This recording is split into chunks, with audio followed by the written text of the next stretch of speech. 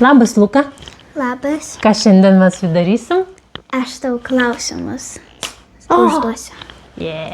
Laukiu klausimų.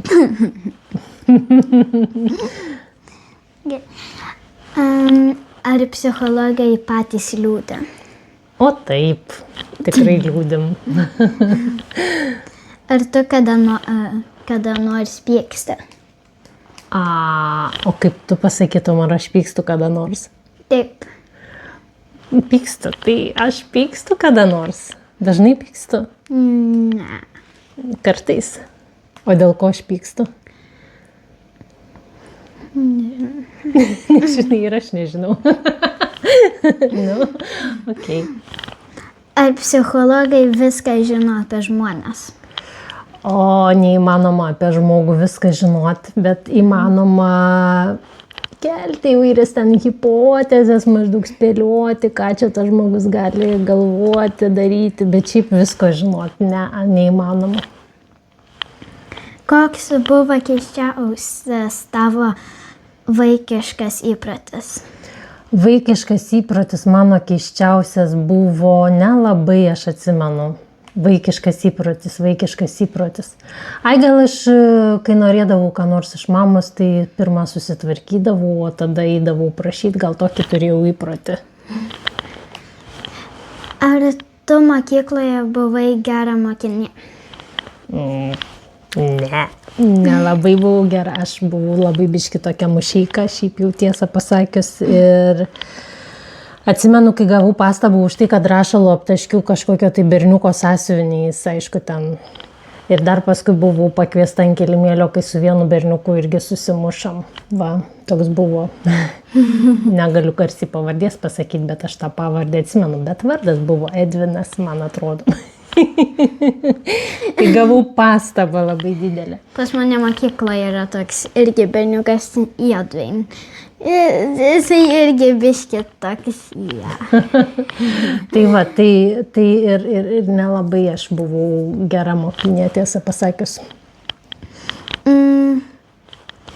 Ar tau buvo baisu būti vaiku? Ar man buvo baisu būti vaiku? Ne, nebuvo baisu būti vaiku, bet kartais gal buvo nuobodu. Ir labai norėjau greitai būti didelė. Ką darytum, jei visą dieną būtum 11 metų? Jeigu man dabar būtų 11 metų ir su to protu, kurį dabar turiu? Jeigu aš būčiau 11 metų, ką aš daryčiau visą dieną? Jeigu tai būtų vasara, tai aš turbūt maudyčiausi visą dieną ežere arba jūrai. Ar psichologai kartais verkia? Esi mačius mane verkiant? Taip. Daug kartų? Ne. Tai kartais mes verkiam. Ar tu kada norisi melavai savo mamai? Taip. Vieną kartą atsimenu, kai melavau. Apie ką? Aš norėjau labai nueiti į kitos mokyklos diskoteką ir pasakiau, kad nueisiu į tą mokyklą, bet nuėjau į kitą mokyklą iš tikrųjų. Bet esmė tame, kad man niekada nesisekė meluoti ir tą kartą man nesisekė, mane mama pagavo, kad aš melavau. Ką norėtum pasakyti mažai sau? Mažai sau?